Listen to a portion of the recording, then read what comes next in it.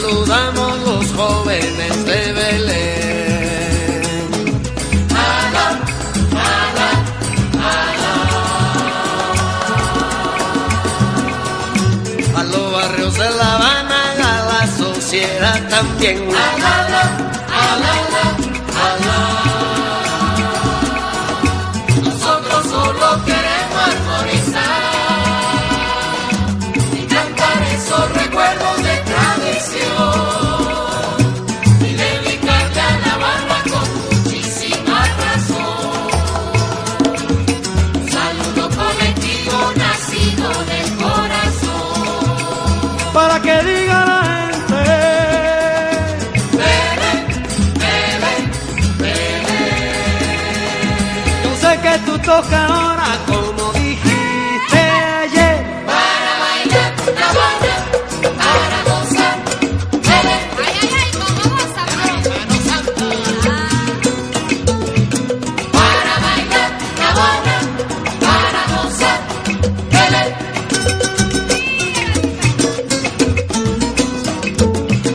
Para bailar La Habana, para gozar, Belén.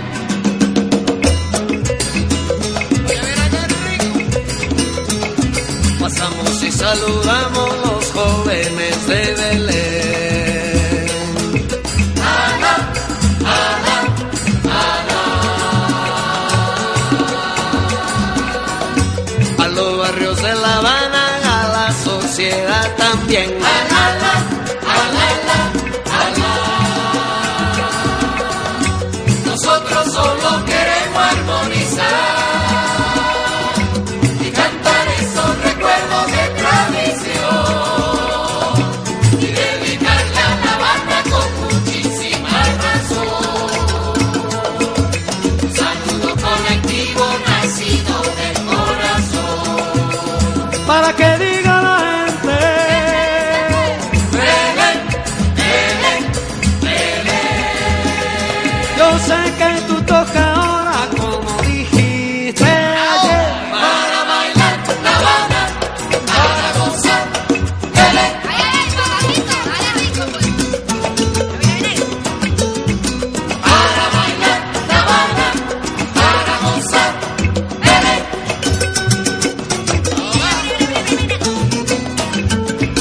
Para bailar La Habana, para gozar, Belén.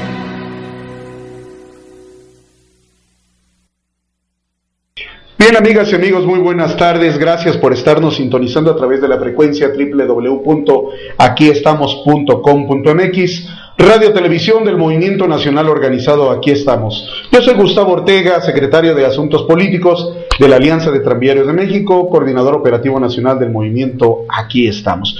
Una vez más agradecemos a nuestros amigos y amigas que nos recepcionan a través de su monitor, a través de la red internet en alta frecuencia, en todo el país, pero más allá de las fronteras. Saludamos a nuestros amigos que nos escuchan del Movimiento Nacional Organizado Aquí Estamos en Los Ángeles, California, a nuestros amigos que están en Bakersfield, California, a nuestros compañeros que nos sintonizan en Guatemala y a todas las personas que muy amablemente nos reciben en su casa. Son las 12 del día con 2 minutos y hoy en esta entrevista nos acompaña un dirigente, luchador social, que ha sido un factor importante en este mover histórico de los movimientos sociales.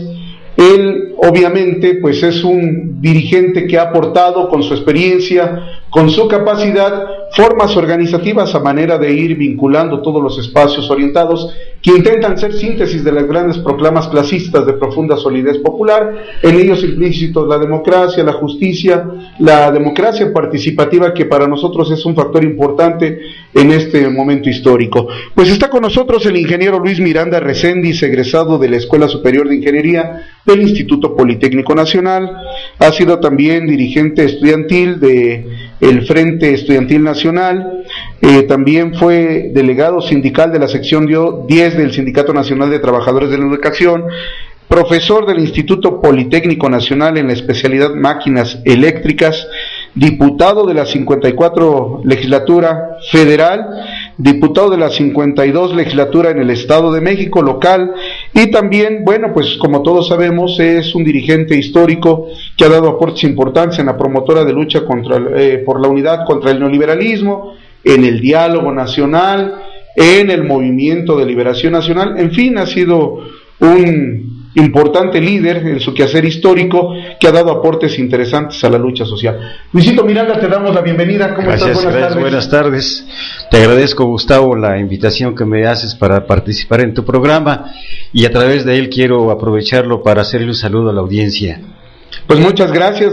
Por cierto, te comento, nos están escuchando nuestro compañero Benito Baena, que en unos minutos más enlazará con nosotros para saludarte, secretario general de la Alianza de Tranvías de México. También nos está escuchando Benito Mirón Lince y algunos otros compañeros que han tenido saludo, compañero Benito Mirón Lince, en escucharte el día de hoy. Y aprovechamos para saludar también a Chimal, a David Villarruel, a muchos compañeros que están siguiendo esta transmisión, a nuestra compañera Verónica Viloria, a Claudia Leiva, en fin, a todos nuestros compañeros que hoy nos sintonizan. Bueno, pues primeramente, Luis, quisiéramos preguntarte, porque a ti te tocó, y esto te lo pregunto toda vez de que alguna vez hubo una plática que surgió respecto al asunto de 1968-1971, donde Luis Miranda tuvo una participación importante en este movimiento. Coméntanos sobre ello, Luis. Sí, desde luego. Iniciaría yo por decirle a la audiencia, a los escuchas, que fui dirigente estudiantil de la Federación Nacional de Estudiantes Técnicos, una organización nacional que agrupaba a todos los estudiantes desde secundaria hasta superior de todo el país. Incluía Instituto Politécnico Nacional, institutos tecnológicos regionales, todas las instituciones de CETIS y de CEBETIS, secundarias, incluso las técnicas. A esta organización estudiantil se le califica ahora como que era reformista o entreguista o gobiernista. Todos esos calificativos se le dieron a la FENET, que en 68, precisamente en 68, desapareció, fue, digámoslo, destruida. No obedece a la verdad plena este calificativo de la FENET. En ella convergíamos los estudiantes por el hecho de serlo, es decir, por ser estudiantes, independientemente de la ideología y de la filosofía que profesáramos, de la afinidad que tuviéramos sobre las ideas. Ahí convergíamos todos, era una organización muy amplia. Claro, tenía dominio un grupo que regularmente tenía ligas o tenía nexos con el aparato del poder, pero ese aparato del poder tenía otra característica muy diferente a la que es ahora. Ahí convergíamos muchas corrientes, muchas organizaciones. La Juventud Popular Socialista tenía una actividad muy notoria dentro de la FENET, lo mismo que la Juventud Comunista. Muchas organizaciones de distintos signos participábamos dentro y debatíamos y discutíamos los congresos, los foros, las ideas, los planteamientos. Sobre todo los estudiantes defendíamos a la educación pública, con un contenido avanzado, democrático, de carácter popular. No simplemente, pero esto desde los estudiantes. En el medio estudiantil éramos muy celosos de nuestra independencia y nuestra autonomía.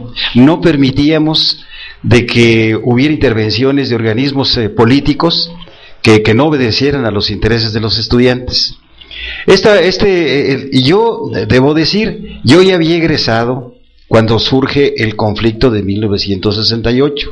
Yo ya había terminado mis estudios, pero yo mantenía ligas con la mayor parte de los dirigentes estudiantiles, porque cuando uno termina una gestión o un mandato, no se desliga uno de manera plena de quienes vienen detrás de nosotros. Es decir, ya como tal no viví internamente el 68 como estudiante, pero quizás eso me permitió, por estar muy cerca, de poder observar qué pasaba en el medio estudiantil. Cómo estaban sus fuerzas, cuáles eran sus demandas, sus intereses de todo ello. Normalmente al conflicto de 1968 se le califica por lo sangriento que fue, porque hubo muertos que lamentamos todos, que sufrimos muchos y que luchamos mucho por ese siniestro. Pero no fue eso. Esto, digamos, fue una parte muy lamentable, muy dolorosa de los estudiantes, pero habrá que examinar el conflicto político, el conflicto social, qué pasaba en nuestro país en ese momento y por qué razones el medio estudiantil fue utilizado para resolver conflictos políticos que obedecían a otros niveles. Los jóvenes que murieron y que fallecieron fueron inocentes. Ellos no tenían nada que ver con lo que estaba sucediendo en el país. Eran grandes masas las que se movilizaban alrededor de 6 puntos, que por cierto, de ellos el único que tenía peso político era el delito de disolución social. El luchar para quitar al jefe de la policía o el jefe de los granaderos o algunas cuestiones de puestos de carácter menor no significaba ningún conflicto. Pero se hizo desfilar a los jóvenes por todas las calles, hacer grandes manifestaciones en las que se hizo que se rompía con el control de ellos.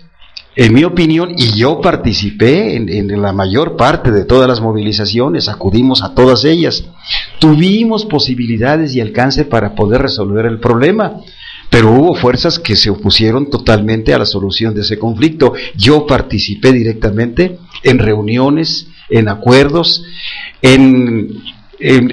con posibilidades para poder resolver y que no se llegara a lo que se llegó como final de ese conflicto del 68.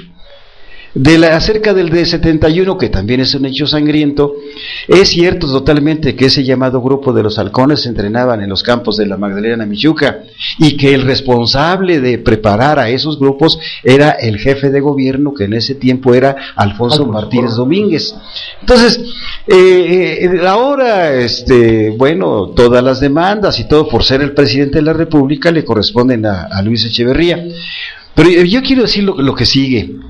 De los jóvenes del 68 y de los jóvenes del 71, los que están actualmente en el movimiento como Pablo Gómez Álvarez, ahora senador de la República,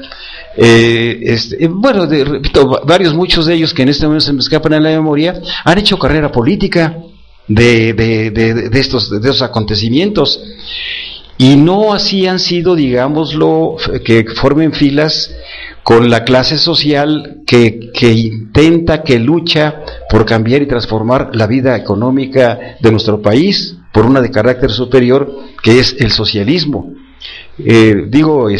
Han y ocupan cargos y tienen puestos y tienen figura y tienen mucho, y cada año el 2 de octubre llaman a la población estudiantil de esta época con el lema de 2 de octubre no se olvida.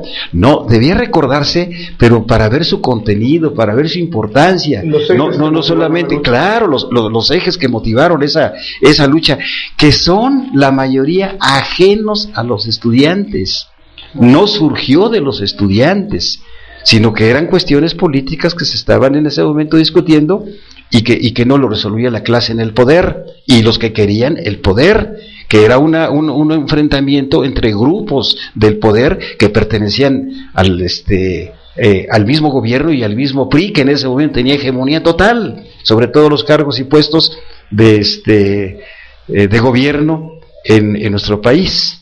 Muy bien, Luisito, vamos brevemente a una pausa, rogándoles no se aparten de su receptor. Estamos en www.aquiestamos.com.mx en la entrevista con Luis Miranda Recendis, dirigente del Partido Popular Socialista de México. Vamos a la pausa y vamos a escuchar del álbum de los folcloristas Nuestra América Negra, Canto a Ebioso.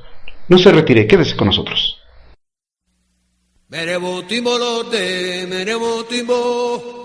Merebo timbolote, merebo timbo, ebioso merebo timbolote, merebo timbo cuelea. Merebo timbolote, merebo timbo, merebo timbolote, merebo timbo, ebioso merebo timbolote, merebo timbo cuelea. Merebo timbolote, merebo timbo, merebo timbolote, merebo timbo, ebioso merebo timbolote. Merebo timbo cuelea. Merebo timbo lote, merebo timbo. Merebo timbo lote, merebo timbo. Ebioso merebo timbo lote, merebo timbo cuelea. Merebo timbo cuelea. Merebo timbo cuelea. meremo timbo kwelea, meremo timbo lode, meremo timbo lode, meremo timbo ebioso, meremo timbo lode, meremo timbo kwelea.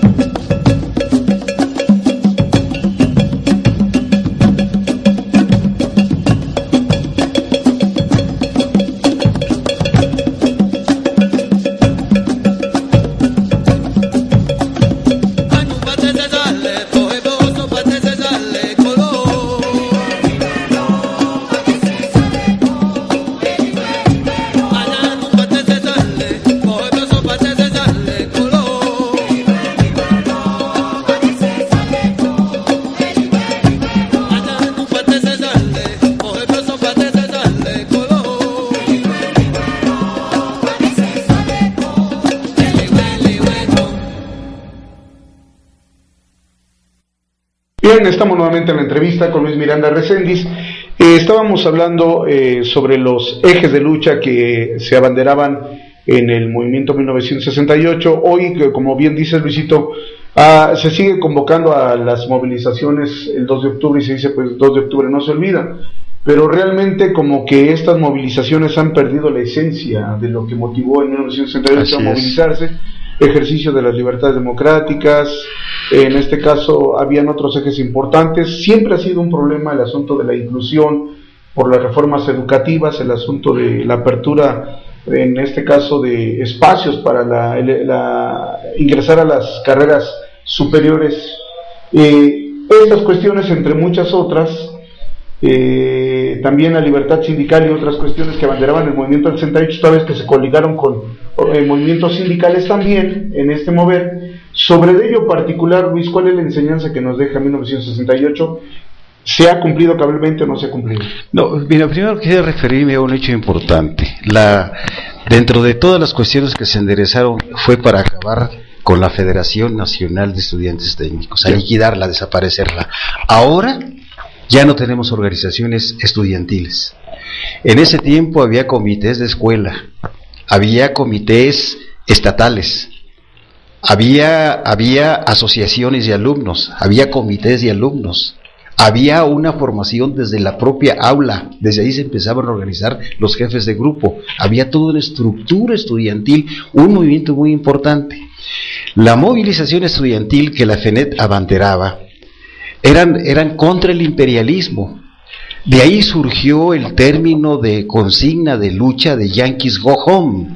Nosotros hicimos movilizaciones en contra de la intervención del ejército norteamericano en República Dominicana. Hicimos nosotros movilizaciones en favor de la intervención del imperialismo en Guatemala con Jacobo Arbenz.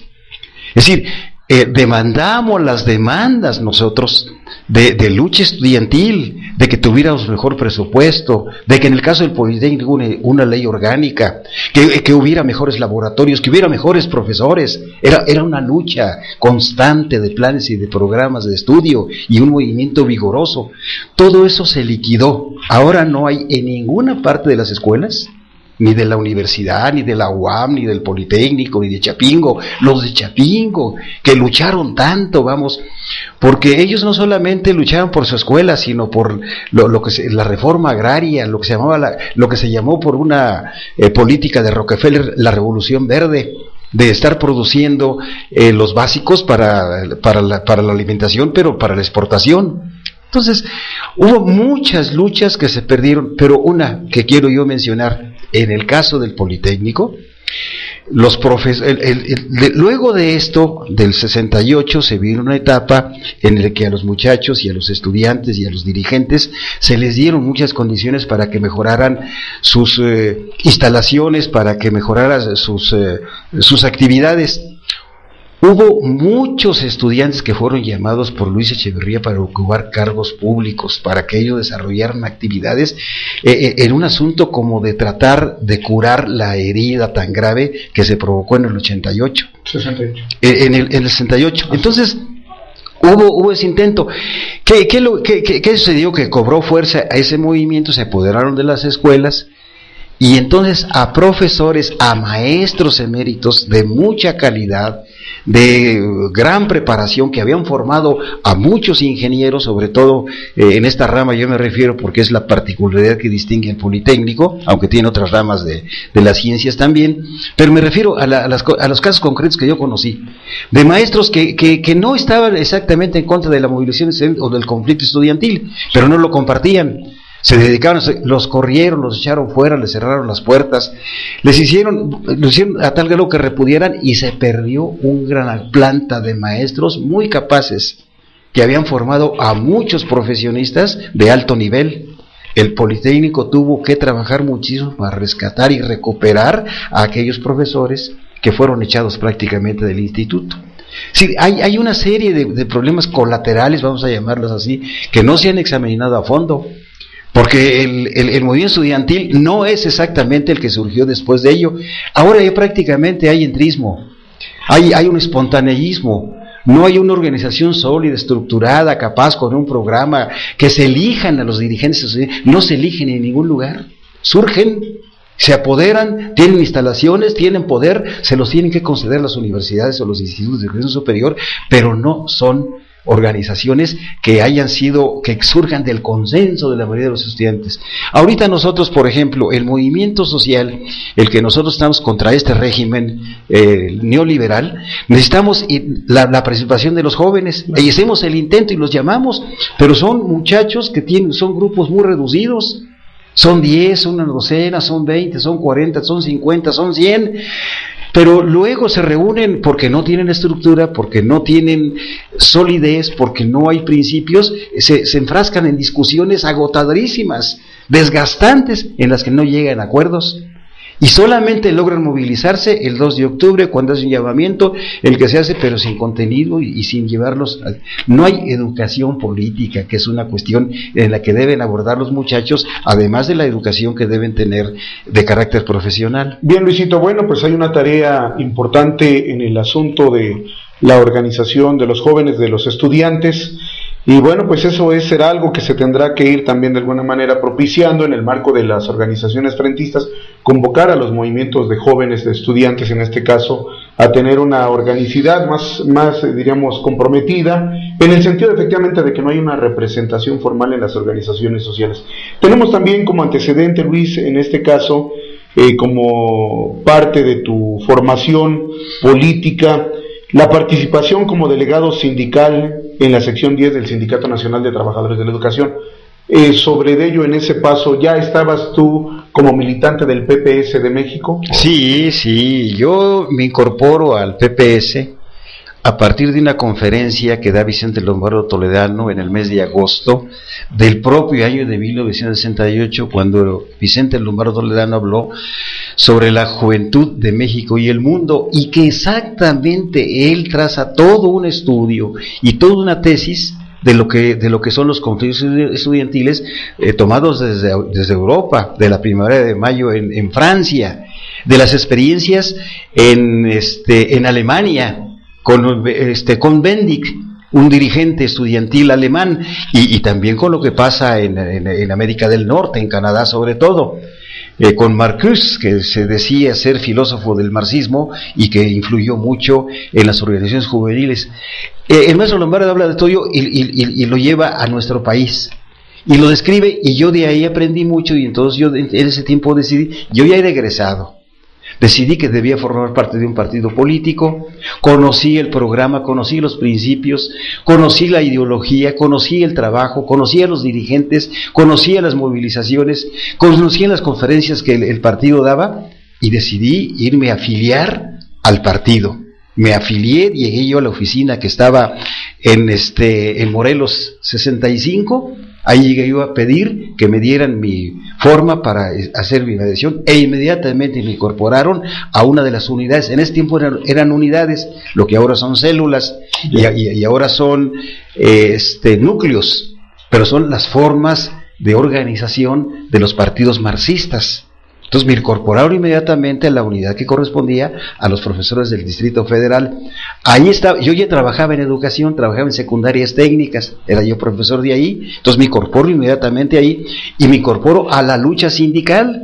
Empiezo yo a reunirme con los compañeros, con los profesores, empezamos a analizar los problemas de la educación, su orientación, sus contenidos, el tipo de educación que debemos aplicar para formar a las nuevas generaciones con un sentido avanzado de que sirvieran al país. Ya. Entonces eso me hizo a mí ir a mi delegación sindical, me agrupé con los profesores, y el CENTE también era un sindicato en el que participábamos todos, al margen del partido al que uno perteneciera, al margen de la ideología que uno sustentara, de las ideas que uno expresara. Ahí cabíamos todos, estábamos todos por ser trabajadores. Es cierto que había un cacicazgo. Estaba el primero de Jesús Robles Martínez, luego estuvo el de Carlos Jongitud, y ahora el de esta señora que de plano cuesta trabajo reconocerle méritos para estar en una dirección de un sindicato, que no debía serlo. Pero había libertad sindical, nos expresábamos, luchábamos, todos teníamos el lugar, había esa amplitud, para poder entender todas las corrientes y a todas las fuerzas, cosa que ya no sucede ahora. Bien, Luisito, en el caso particular, ya como dirigente y como integrante del Partido Popular Socialista de México, también tenemos registrado que fuiste diputado federal en la 54 legislatura. Así es. Esto fue en 1988. El jalón que dio a que llegáramos muchos otros diputados que no teníamos posibilidades de hacerlo fue la candidatura de Cuauhtémoc Cárdenas. Cuauhtémoc Cárdenas jaló a todo el pueblo de México en un movimiento de carácter popular que rebasó todo lo que hasta antes se tenía contemplado. Sí, rebasó todos los límites. En esa gran fuerza a Cuauhtémoc Cárdenas lo postulan 3 partidos: el PARN, el Partido del Frente Cardenista de Reconstrucción Nacional, y el PPS de México. El PPS fue el partido que le aportó el mayor número de votos a la candidatura de Cuauhtémoc Cárdenas, que nosotros decimos tuvimos el número de votos suficientes para que Cuauhtémoc Cárdenas fuera presidente del país, pero no tuvimos nosotros la capacidad para cuidar todos esos votos. Hubo miles de casillas, más de 50,000 casillas que no se cuidaron. Entonces ahí fue donde se cometió el fraude electoral, y se cometió el fraude electoral que en la Cámara de Diputados se tomó el acuerdo de quemar las boletas en las que tiene un protagonismo muy especial Diego Fernández de Ceballos, que es un tipo de lo que se puede calificar como lo más despreciable que haya en la vida política de nuestro país. Pues es solamente alguno de los que han venido operando y que le han hecho mucho daño a la nación. También tenemos eventos más recientes donde definitivamente pues ahí intervinieron otros actores políticos en el fraude de Andrés Manuel López Obrador, fechas más recientes. Esa ha sido la constante. Nada más déjame por favor decir lo que sigue. Sí. Todavía en el tiempo que yo formé parte de la 54 legislatura, en la Cámara de Diputados había debate de las ideas, había polémica, había discusión profunda acerca del rumbo de lo que debe hacer el país. Era una situación muy diferente a la de ahora, y lo digo yo porque ahora la Cámara no debate las ideas. Los diputados ya no representan a la clase social de la que provienen, ya los han llenado de tantas prebendas, de tantas canonjías, de tantos ingresos, que se olvidan del origen que tienen la gran mayoría. Hay diputados muy respetables, pero cada vez son menos, y estos no influyen en las decisiones que toma la Cámara de Diputados. Por esa razón, nosotros decimos que la Cámara de Diputados, ahora, como está en este momento, no representa los intereses del pueblo. Bien, amigos, vamos a una breve pausa. Les pedimos no se ausenten de su monitor, síganos sintonizando a través de www.aquiestamos.com.mx, radio televisión del Movimiento Nacional Organizado Aquí Estamos. Vamos a escuchar nuevamente del álbum Nuestra América Negra a los folcloristas. Quédese con nosotros.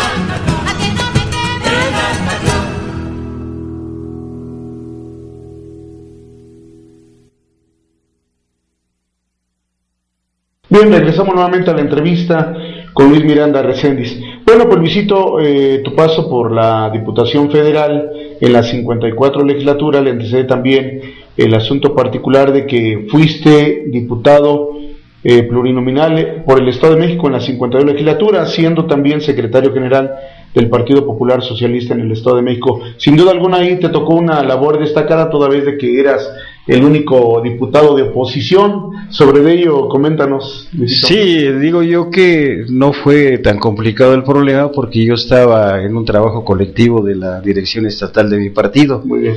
Entonces tenía yo ahí el apoyo, la asesoría y mucho aliento de parte de los compañeros nuestros, así es que no, eso no hizo difícil la tarea, solamente la representación.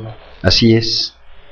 Creo creo yo que dejamos una huella profunda en la legislatura del Estado de México. Daría una prueba. Yo no acostumbro vanagloriarme, ¿verdad? Porque dicen que es vituperio hacer halagos en boca propia.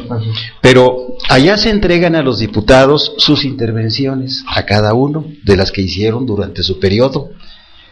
Y cuando a mí me tocó de que me entregaron las intervenciones y declaraciones que yo hice como diputado, fueron 3 libros gruesos.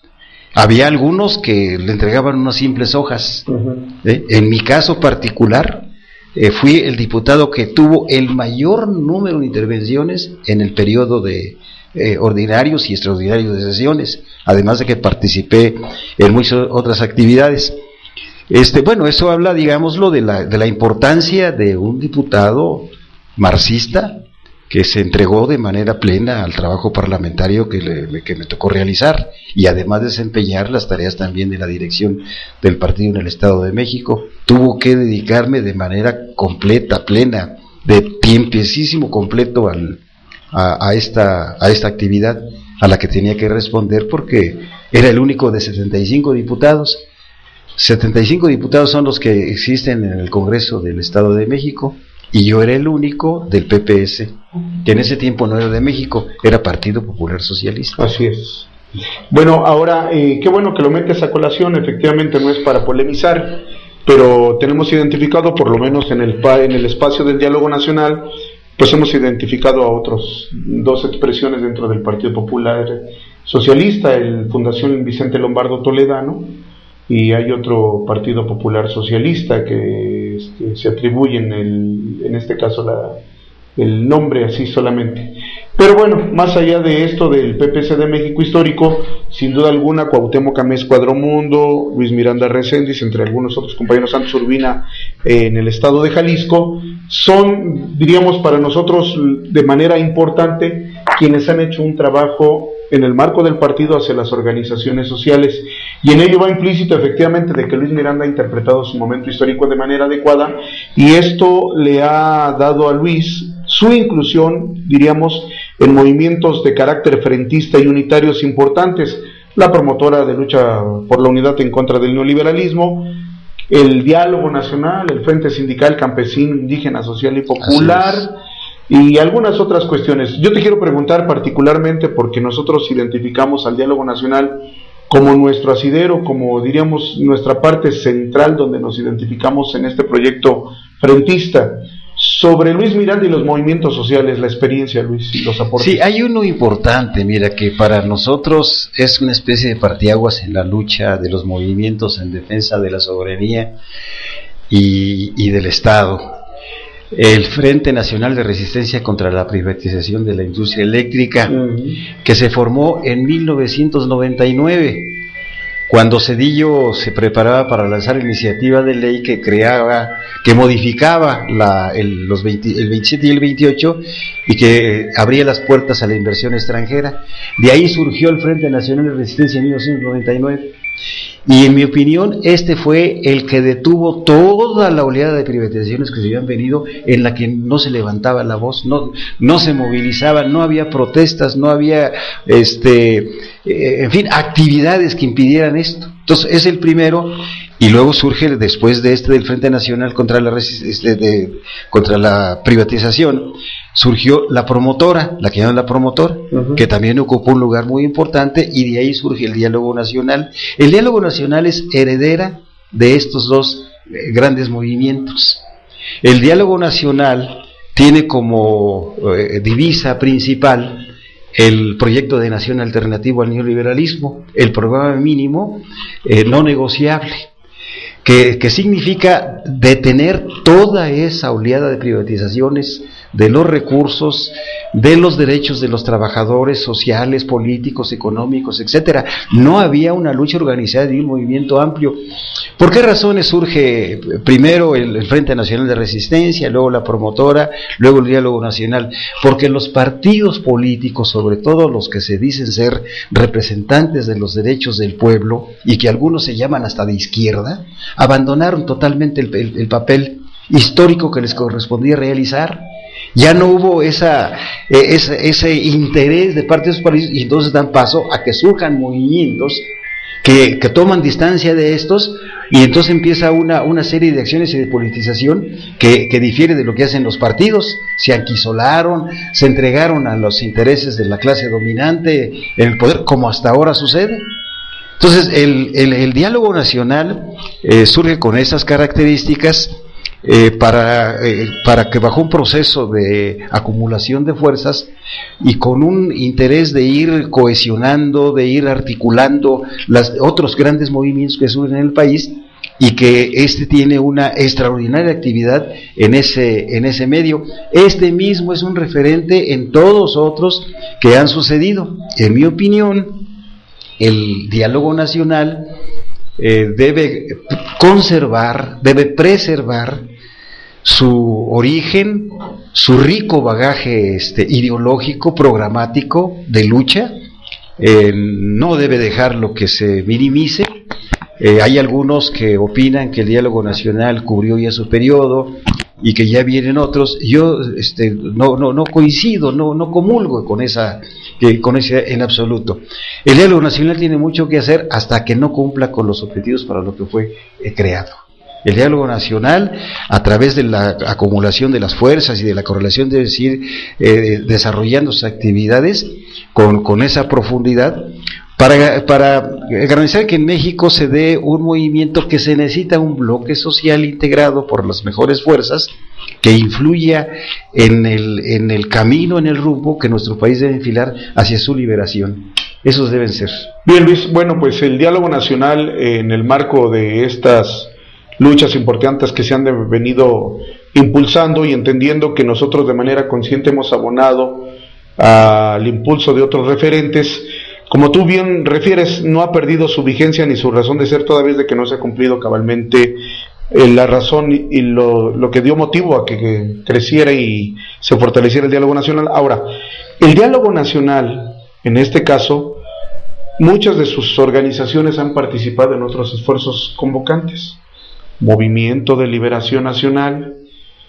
Cito también esto que tiene que ver con el Movimiento Nacional de la Unidad Progresista Democrático y de Izquierda, la unidad de las izquierdas, pero que también nos hemos planteado en este caso como sujeto histórico, sujeto revolucionario, en la ruta que tiene que ver hacia la nueva constituyente, el asunto del Congreso Social. En este caso el diálogo nacional ha jugado un papel importante, y como tú dices, hay algunos dirigentes o algunas organizaciones que comentan, ¿no?, de manera muy, diríamos, irresponsable, el hecho de que el diálogo nacional ya no tiene razón y vigencia de ser. En ello nosotros decimos que todos los esfuerzos que apunten a la unidad, por cuanto no hemos concluido la tarea central de crear, en este caso el sujeto histórico, el Frente Unitario, yo digo que el diálogo nacional debe de seguir sirviendo como bisagra hacia estos movimientos. ¿Cuál sería tu percepción en estos momentos del diálogo nacional, en estos referentes, pero particularmente en la unidad de las izquierdas, en esto que estamos impulsando como una alianza en la ruta político-electoral, pero también el Congreso Social como el sujeto histórico? Sobre ello, Luis, ¿cuál sería tu apreciación? Yo apuntaría un término que tú pronuncias de como bisagra. Yo no le daría ese papel al diálogo nacional. El diálogo nacional, en mi opinión, debe ser la vanguardia. Bien. Debe ser quien esté de manera más certera, más profunda, porque tiene el programa, el proyecto de nación alternativa al neoliberalismo, que coincide mucho con las luchas que en este momento necesita nuestro país para vencer al enemigo común. Ahora bien, han surgido una gran variedad de referentes. Se han multiplicado estos, y como hay la necesidad de tener articulación entre ellos, de ver cómo los procuramos que entren en sincronía, entonces el interés de estar en todos ellos, o en la mayor parte de ellos, en los más relevantes, porque se está despertando una especie, digamos, de celo entre unos y otros. Y entonces, pero todos ellos, el que menciones, el MLN, el Diálogo Nacional, el Congreso Social, Pacto por la Soberanía, las izquierdas, van en la misma dirección. apuntan en el mismo camino. Entonces, hay algunas divergencias, pero son menores. A veces son hasta de personalidad, a veces son hasta de carácter muy secundario. Lo esencial es que todos caminen. Si logramos hacer que coincidan estos, ya no habrá necesidad de tener tantos. Uno solo sería suficiente, en el que convergiéramos todos para ya no estar viendo las cosas, pero cada quien debe dejar de lado su protagonismo, sus intereses de carácter particular, su egoísmo, que han hecho mucho daño a los movimientos, y sobre todo también el sectarismo y el dogmatismo. Hay varios que están aquí, en esto vemos organizaciones marxistas, leninistas, que luchamos por la construcción del socialismo. No nos hemos puesto de acuerdo de cómo poder luchar por el socialismo, pero hay algunos compañeros que lo quieren imponer al movimiento, y el movimiento tiene que ser de carácter muy amplio. Nosotros decimos aquí, debemos nosotros impulsar los movimientos para lograr una democracia del pueblo, o la liberación nacional. Cualquiera de estos nombres indican lo mismo. Debe ser el propósito. Logrado esto, significa que vencimos a la clase dominante, la que está en el poder, a la que cambió el rumbo total del país desde hace 30 años, con 3 gobiernos del PRI y 2 gobiernos del PAN, que son lo mismo. A esos tenemos que echarlos, y solamente juntos. Entonces, juntos los podemos hacer para llegar a arribar de una democracia neoliberal, que no es democracia. El neoliberalismo no es democrático. Tenemos que avanzar a una democracia popular en la que el pueblo sea el principal autor, tú dices el sujeto revolucionario.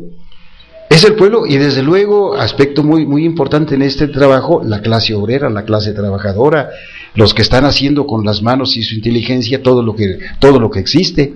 En este asunto de los movimientos sociales, ocupa un lugar estelar las organizaciones de los trabajadores.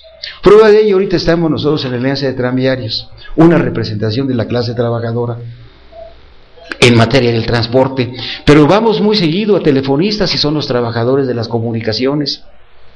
Vamos muy seguido con los compañeros mineros, y son los trabajadores de la explotación de los recursos naturales.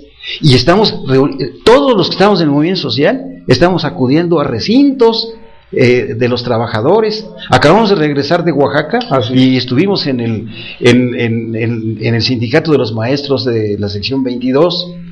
Pero hay en los compañeros de los movimientos sociales una especie de aversión a la clase trabajadora. Y esto es un descuido, que no debe suceder en absoluto. La clase trabajadora tiene un peso muy importante. Hay otros sindicatos que no están cercanos a nosotros, pero que son de trabajadores.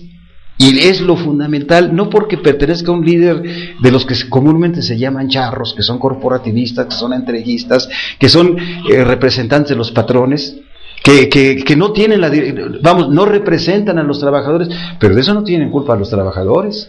Debemos ayudar a los trabajadores para que echen a esos dirigentes, nada más que luego tomamos distancia con ellos diciéndoles charros.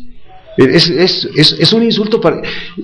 Bueno, está el Bester y Romero de Champs y el otro señor de la CTM, Joaquín Gamboa Pascó. Bueno, esos sí son charros, pero no la gran masa de los trabajadores que están y que se agrupan en los sindicatos.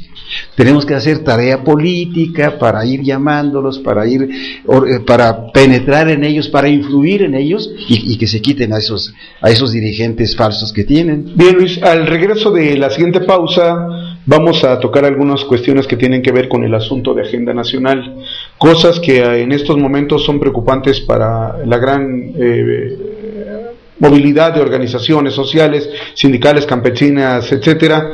Está en ciernes el asunto de la reforma laboral, la reforma del Estado, el asunto particular de lo que quieren implementar, en este caso el control de los medios de comunicación, el asunto del paquete fiscal y el asunto del presupuesto de egresos y egresos, que todo esto tiene un indicio. O sea, viene la lucha electoral en el 2012 y sin duda alguna, pues algunas de estas cuestiones que mencionamos son formas de control, y el aparato, bueno, pues desde luego que viene con todo. No están blofeando, a diferencia de lo que se piensa, de que el aparato está disminuido, de que van a la borda, que están perdidos en la brújula. Nosotros decimos que el PRI y el PAN se están recomponiendo, se están rearticulando, y yo me parece en este sentido, ya que al regreso a la pausa, de que la agenda que van a tratar de imponer ellos ya la tienen más que consensada, y esta sería una cuestión que sería oportuno escuchar tus apreciaciones. Nos vamos rápidamente a una pausa, vamos a escuchar nuevamente a los folcloristas, música del álbum Nuestra América Negra. Aprovechamos para mandar nuevamente un saludo a nuestro compañero Benito Baena Lómez, secretario general de la Alianza de Tranvías de México, que nos está escuchando. Gracias por estarnos recibiendo a través de su receptor. www.aquí estamos, radio televisión del movimiento Aquí Estamos.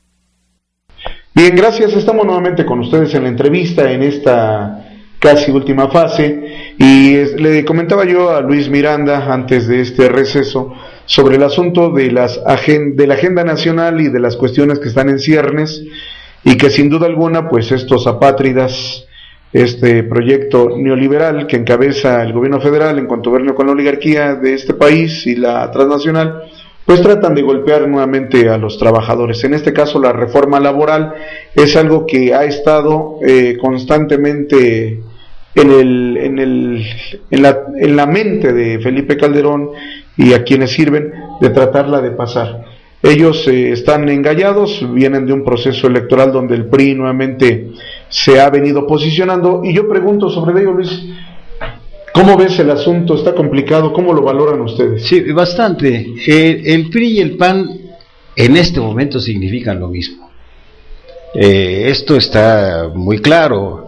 Ellos han llevado al país desde 1988 a la fecha, desde 1982 a la fecha, en el mismo camino. Ellos son los autores de haber aprobado todas las contrarreformas, toda la venta de las empresas del Estado. Los dos juntos han estado actuando para hacer todo ello, y son los responsables de la debacle en que en este momento se encuentra nuestro país, en que entró en una crisis social económica y política, que están al mismo tiempo. Nuestro país, nuestra nación, debe salir de este conflicto, de este problema que nos han sumido, de tener una economía bastante depauperizada.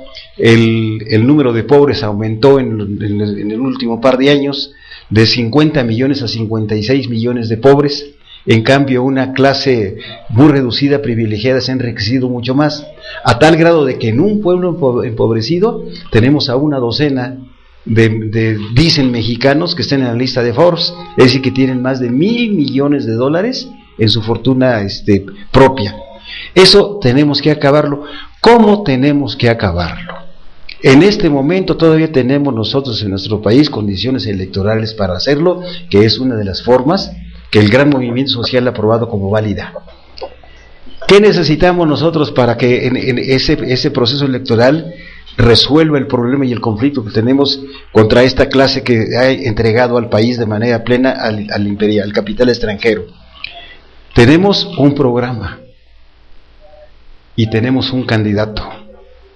Y teniendo las dos cosas y un bloque social, un movimiento social fuerte tanto en su contenido programático, ideológico, y fuerte numéricamente, es lo que puede hacer únicamente que este país cambie. Hay algunos que dicen, no, es que los candidatos en los tiempos de elecciones prometen, hablan y dicen, y luego no prometen nada. Bueno, es que se deja suelto o libre a un dirigente para que pueda hacer o prometer y conducirse como se le ocurra, o de acuerdo con las condiciones que éste tenga, que sean muy particulares. Necesitamos tener ese gran movimiento, y ese gran movimiento debe ser un frente unitario nacional, que debe establecer todas las bases y las condiciones para ir a esa contienda en la que tiene que definirse el rumbo de la nación. Los neoliberales, los que se han apoderado del gobierno desde 1982 hasta la fecha, no van a dejar el poder, no lo van a dejar. Se están preparando para continuar en él, y eso obedece a una razón natural de las clases políticas. Nadie abandona el poder por sí, tenemos que quitárselos, tenemos que arrebatárselos y tenemos que ser contundentes. Ahorita, ya desde hace rato se está hablando que Enrique Peña Nieto será el delfín de estas fuerzas antinacionales, y que tiene un conflicto interno por ahí con Manlio Fabio Beltrones, que están en esa lucha, por eso las diferencias de no ir al Congreso. Los dos están interesados, nada más que tienen tiempos diferentes, junto con el PAN, de llevar las reformas que Calderón anunció hace unas 2 semanas, 3 semanas, que son 9. Unas son distractoras, pero las fundamentales son la ley laboral. Es la esencial, y es en la que, por cierto, tenemos que llamar a la gran movilización, unidos contra ello. La que se llama de seguridad. Es decir, para validar, darle carta natural jurídica al ejército para que continúe en las calles. La que se refiere a las empresas públicas y privadas, que significa en la práctica entregarle todo a la empresa privada ya de manera total. Y la otra, que no tiene nada que ver, que es la ciudadanización, la que dicen que los cargos que se desempeñen en la Cámara de Diputados, en la de Senadores, en los presidentes municipales, se prolonguen en sus mandatos, pero que aparezca la figura de la ciudadanización, de que un ciudadano puede por sí postularse un cargo. Esta es una trampa enorme. Nadie en lo individual, excepto Juan Ramón de la Fuente, o excepto Jorge Castañeda, pero pueden acumular alrededor de ellos todo la enorme fortuna que necesitan para una postulación.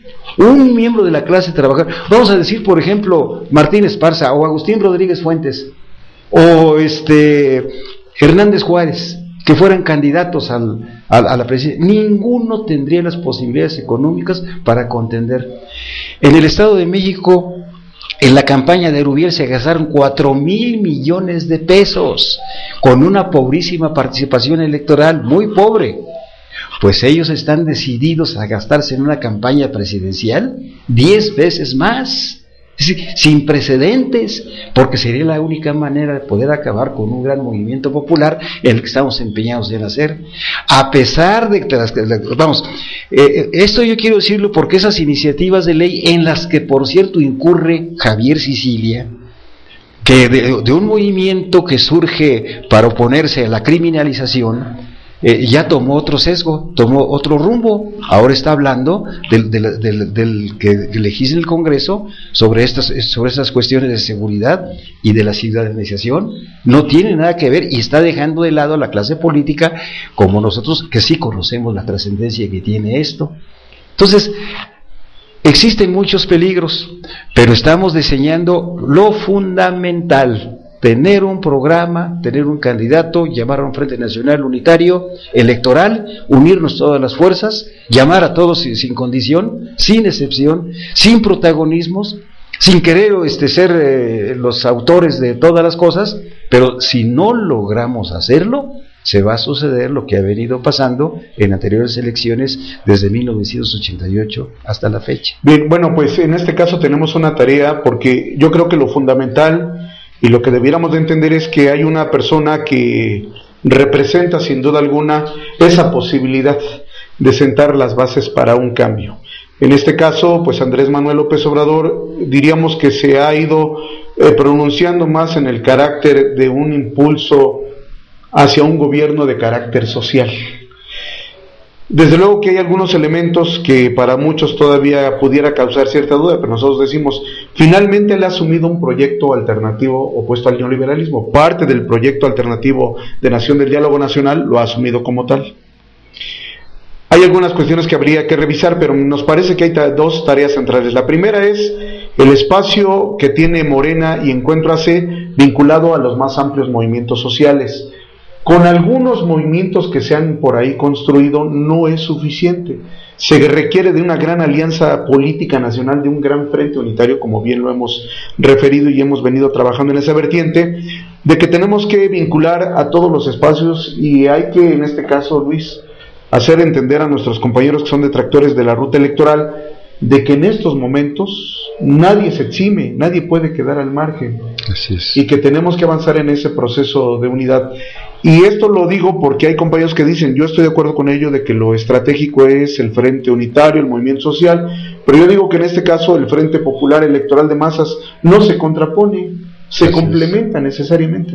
Entonces yo digo que si desaprovechamos este momento histórico y no entendemos, o no entiende también el equipo de Andrés Manuel López Obrador, quienes operan políticamente en ello, de que se tienen que coaligar con los grandes movimientos sociales para dar la disputa. Hay aproximadamente que cubrir 82,000 casillas en el país.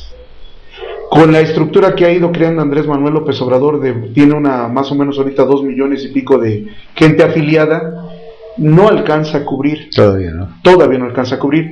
Entonces yo diría que ahí, en este caso, pues hay dos tareas, dos encomiendas: la gran alianza política de Andrés y su movimiento de Regeneración Nacional con el movimiento social, y la segunda, ir creando en este caso condiciones de unidad para poder defender las casillas, defender la voluntad popular, que es el voto, y en este caso estar preparados, porque yo digo que va implícito y todo esto lo están amarrando. Hablabas tú sobre el asunto de la reforma a la Ley de Seguridad Nacional, la militarización en las calles, el asunto de la reforma laboral y la reforma del Estado, pero la otra cuestión, el asunto de regularizar los espacios radioeléctricos, tener amarrados a las grandes televisoras para que también, como grandes corifeos, solamente informen lo que ellos quieren que se publique ante los medios de comunicación.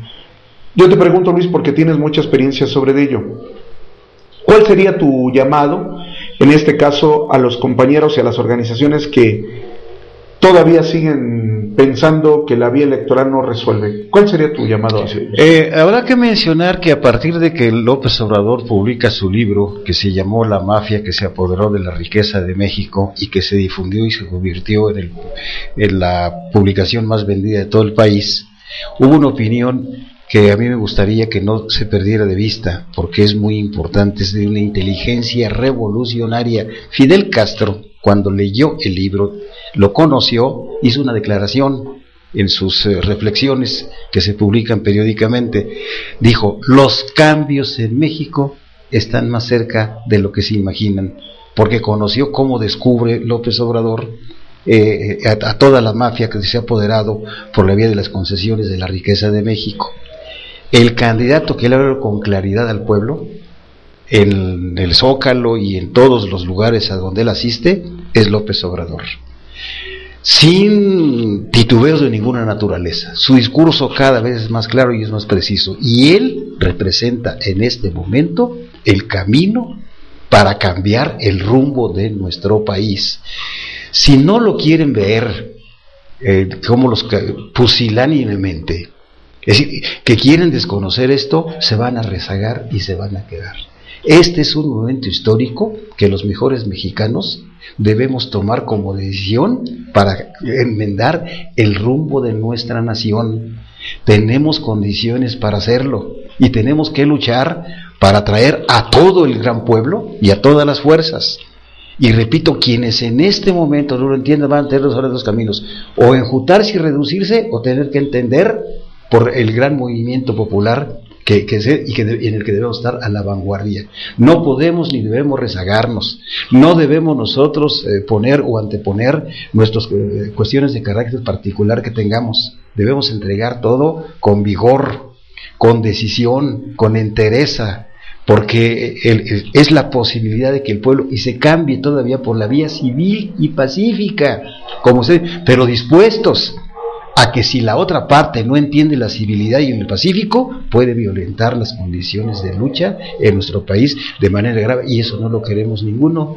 Queremos nosotros llegar a arribar a un nuevo gobierno, a un nuevo programa, a una visión distinta en la que el pueblo rescate sus derechos históricos, sociales, económicos y políticos para producir el bienestar y darle rumbo a la nación. Bien, Luisito, por último, ya estamos a punto de concluir el programa.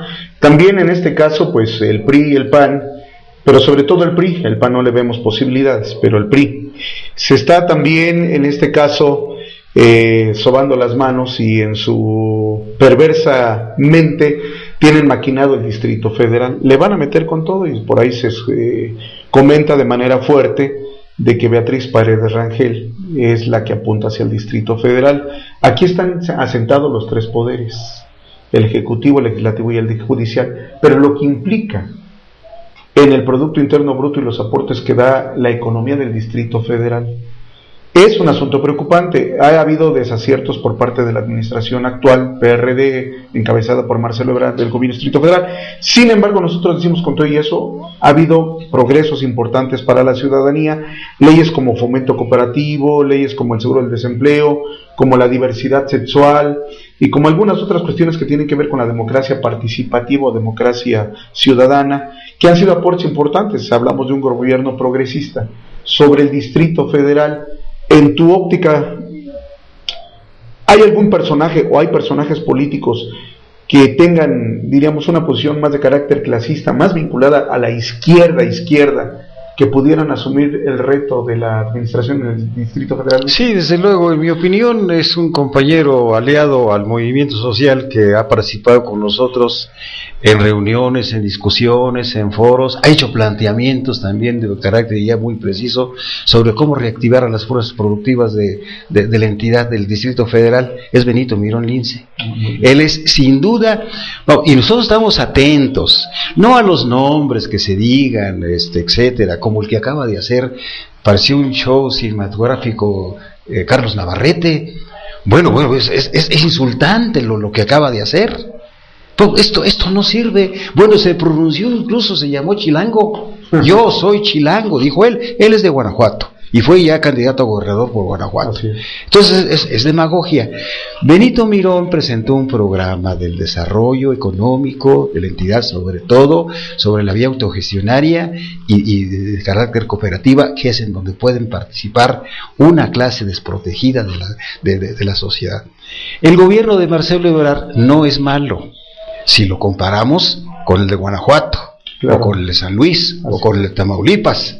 Si lo comparamos con esos, no es malo, pero no es lo que nosotros... Sigue él conservando, bueno, la plusvalía que le llaman, por cierto, equivocadamente, de lo que han adquirido por las grandes vías que han abierto, por toda la infraestructura, que favorece a una clase económicamente fuerte, y no a las clases marginadas a las que se le va echando todavía hacia lugares más marginales. El asistencialismo, no estoy en contra de él, pero no es la solución.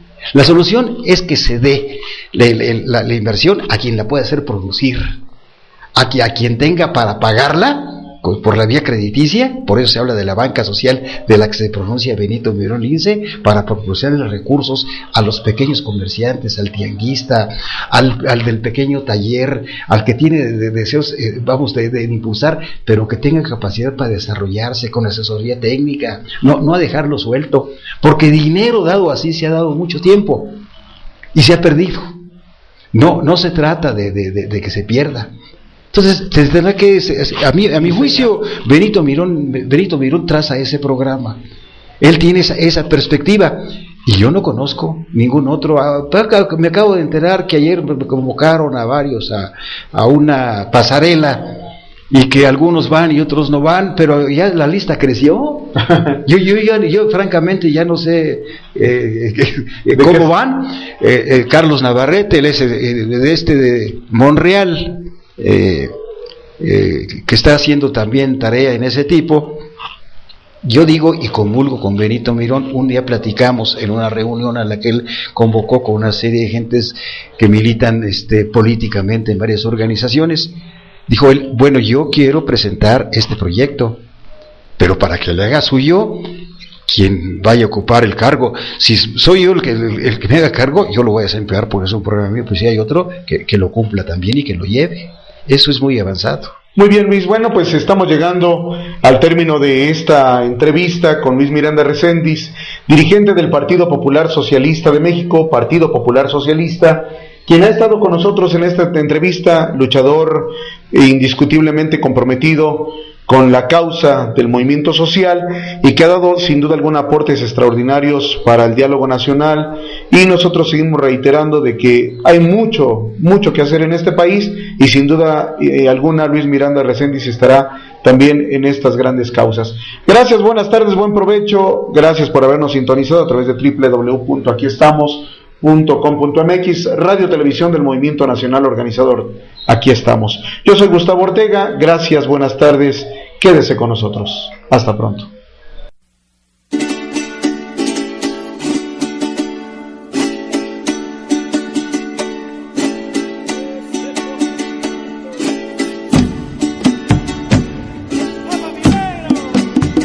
El poco a poco, así, ese es el golpe, así, de San Antonio, así, ahí vaya va, así, ahí vaya viene, así, ahí vaya va, así, son los calambres, así, son los calambres, así, que ella le dieron, así, que ella le dan, así, es la guabina.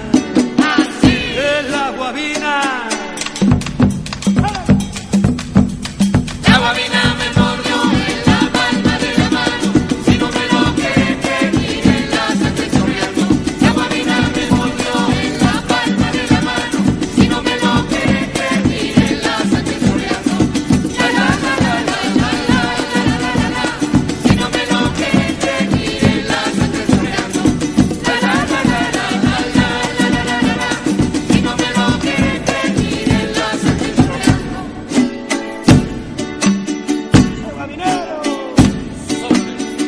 Ahí vamos, así, arriba negro, así, la va buscando, así, la va engañando, así, dale la vuelta, así, la media vuelta, así, la vuelta entera, así, ya se le tira, así, ya se le encoge, así, que ella le viene, así, son los calambres. Sóbalo negra, así, ese te muere, así, sóplale el ojo, así, negro mañoso, así, ay guabinero, así, ay guabinero.